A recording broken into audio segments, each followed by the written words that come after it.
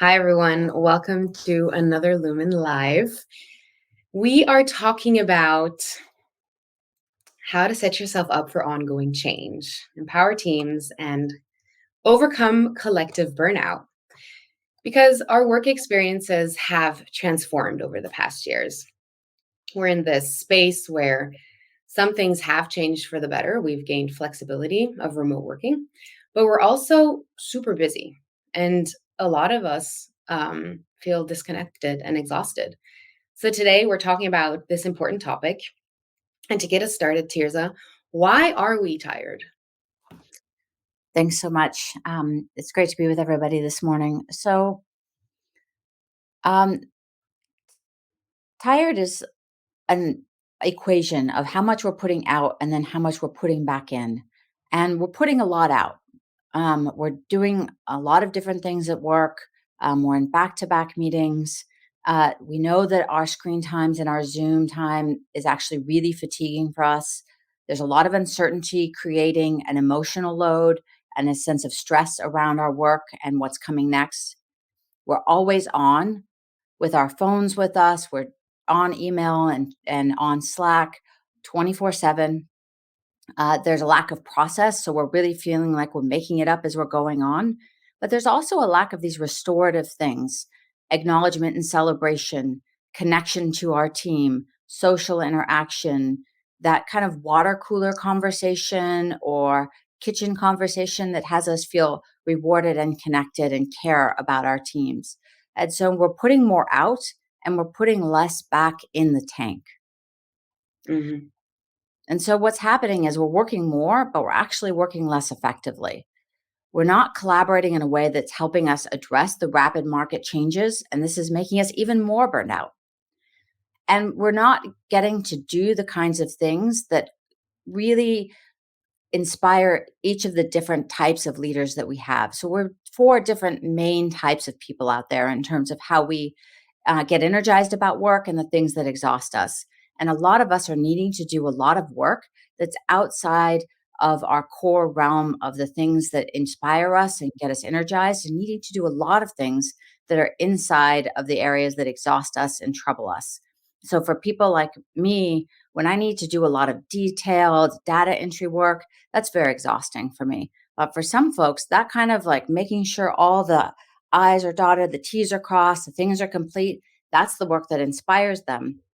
And so we're just really getting exhausted, not only by the level of work, but the kind of work and the lack of regeneration that we're putting in the tank. Mhm. So at Lumen, we often talk about empowering people, especially teams, and that it's actually, the answer lies on the teams if we want to energize ourselves, if we want to reignite a sense of purpose and really prepare ourselves for ongoing change. Why do we talk about teams? Why does the answer lie with the teams? So, in a complex world, very few things actually make it to market without a team. And so the work is really done in teams. We need teams to make decisions. We actually need to build teams that are collaborating and moving work alongside each other. And so, because the work happens on teams, we need to be working with the teams to build that sense of belonging and work process. We really connect to that family unit. That's that size of about 8 to 15 people is where we have our deepest sense of relationship and our closest collaborations. So teams are really that unit where people can experience belonging, a sense of work handoff, and a clear decision-making tree. We can move out to a larger sense of an organization or a business unit, but always that sense of culture and work process is going to be held on a team. Mm, mm.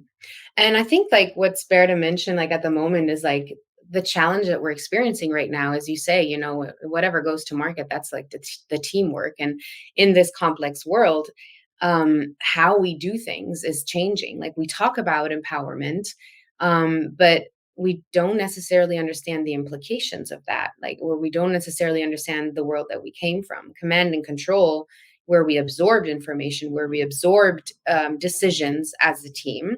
And now we're being asked to find the answers and make the decisions ourselves. And as managers and team leads, we tell people that they are empowered, but we don't give them any guidance anymore. So it's like this 180-degree shift in how we do things. And that's when I think, like, when you talk about lack of processes, that's exactly the struggle that teams are facing is like, okay, I've never had to be empowered. I've never had to find the decisions and the answers myself. How are we organizing around which problem? I think that becomes such a huge topic. So in which is contributing to that fatigue because are having kind of feels like we're chasing our tails and it feels even more scattered in a remote world.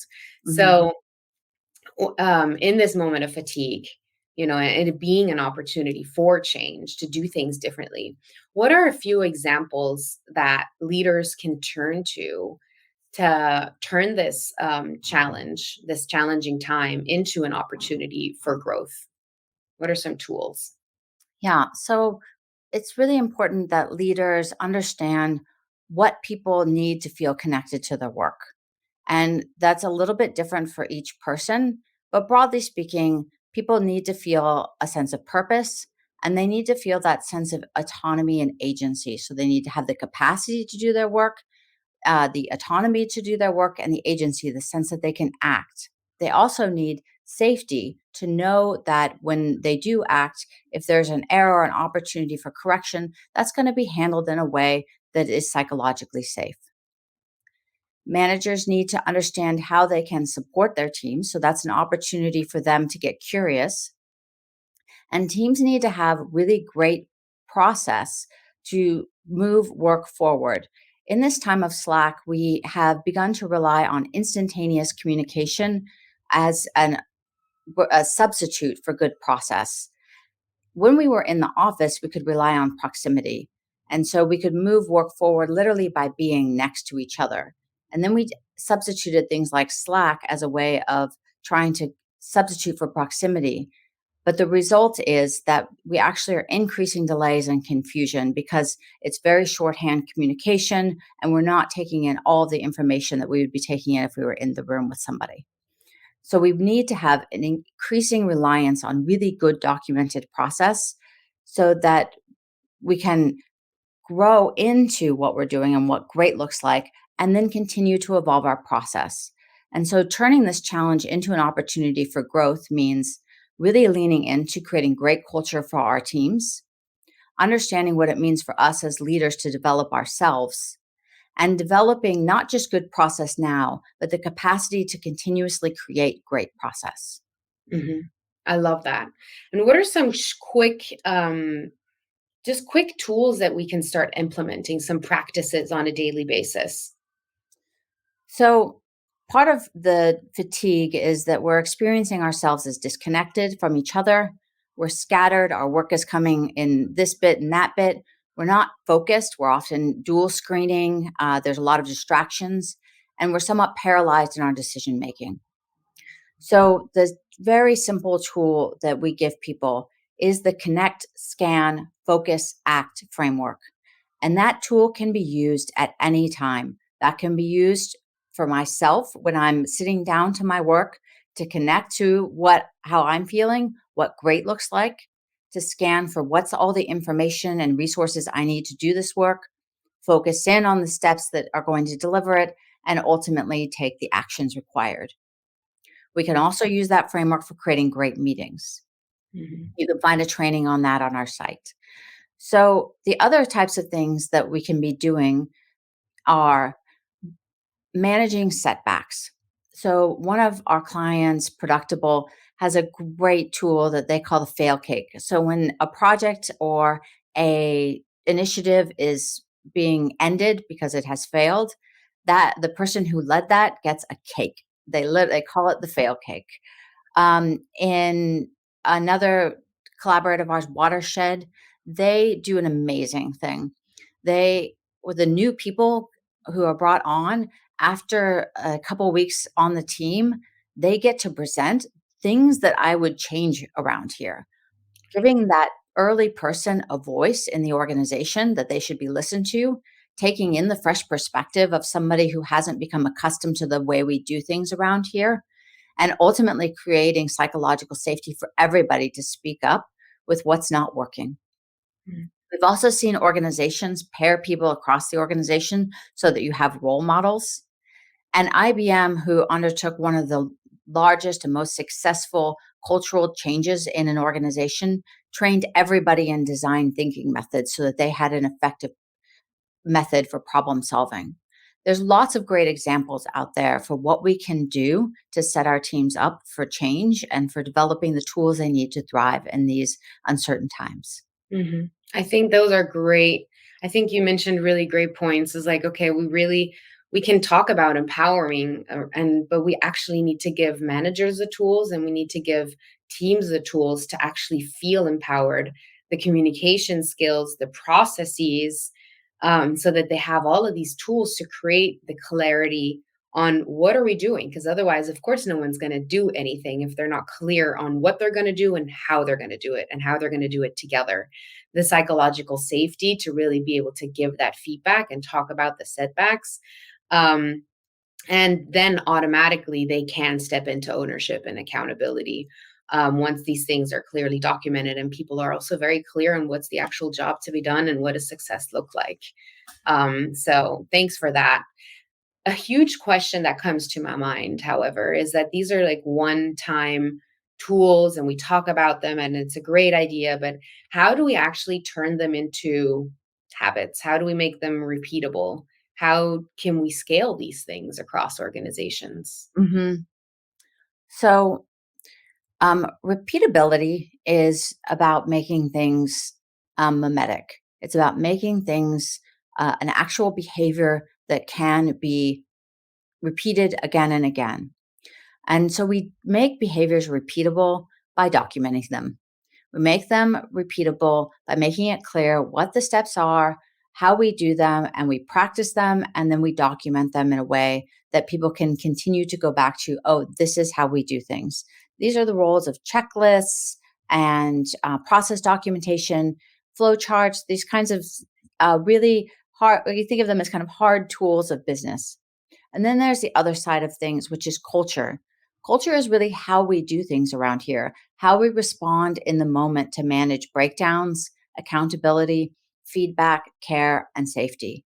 And so, one great tool for building culture and making culture repeatable is having a really great cultural onboarding process so that as new people are coming in, not only are they learning the process of how we do things around here, learning the tools that we use to get things done, but they're also being entrained in the cultural processes and the cultural toolkit that we have to ensure that we're doing things well together.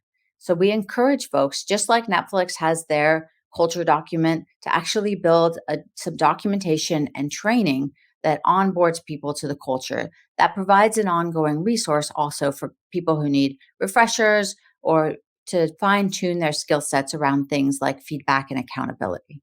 Mm. So what I hear you say, if I'm like, I mean, I used to lead different projects within, the product management space.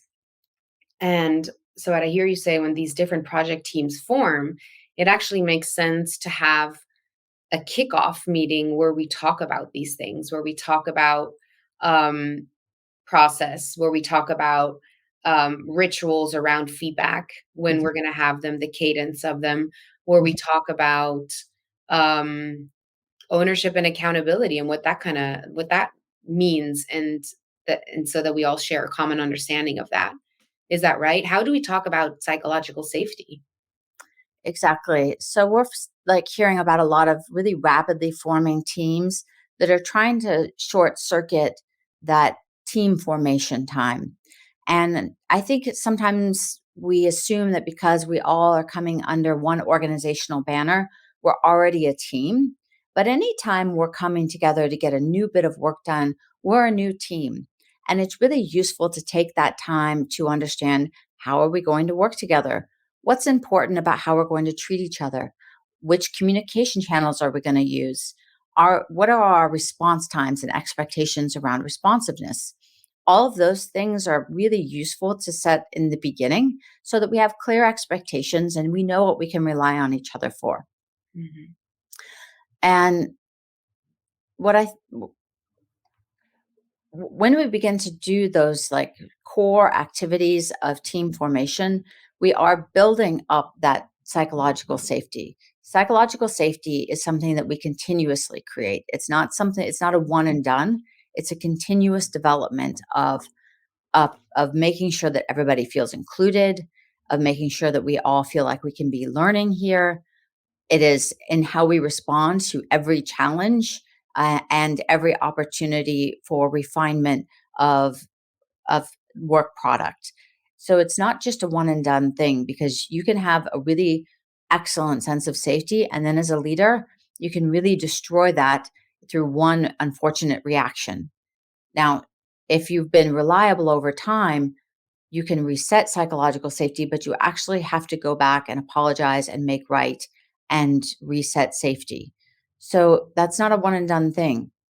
And Mm. as we're on these teams where we don't know each other and we don't have that sense uh, of history that allows us to know how to rely on each other, if we take that time in the beginning to set up our teams and do those team formation workshops, that provides us at least a baseline to take things forward.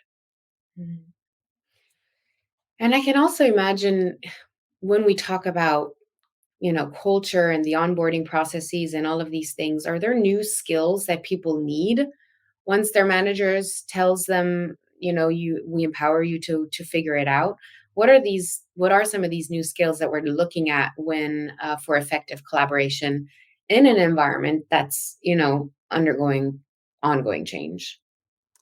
So there's a ton of new skills that people need, and those skills range from how we manage ourselves on video to being able to use different collaboration tools to being able to facilitate quiet voices and to develop intimacy in a group of people online. There are so many skills. So we like to give leaders one foundational skill set that they can apply to anything. And that is going from awareness to responsibility into ownership. And so awareness is really tuning into what's happening in the moment. Am I creating the best possible remote meeting? Are all the people here connected? What's actually happening here? Awareness is just taking in more information about what's happening. And that requires that I get out of my own head and into a connectedness with the people and the situation around me. Once I'm taking in more information, I can begin to take responsibility for what's happening and I can try new things. I can try different facilitation techniques. I can go learn a little bit about how to bring in different voices. I can learn about good decision making. I can learn about my confirmation biases and all of the things that I'm bringing to any decision I'm trying to make. And then ultimately, as I build up new skills and I've tried new things, I can take ownership for what I'm creating because I can rely on myself to show up. I can rely on myself as a great facilitator. I can rely on myself as a great decision maker. So, all of the skill sets that we need to be really great team members and leaders in these times of hybrid work can be developed by using this continuous process of becoming more aware of what's happening, taking responsibility for how I'm showing up and what I could be contributing to the moment, and ultimately learning to rely on myself in ownership of what I create. I love that so much.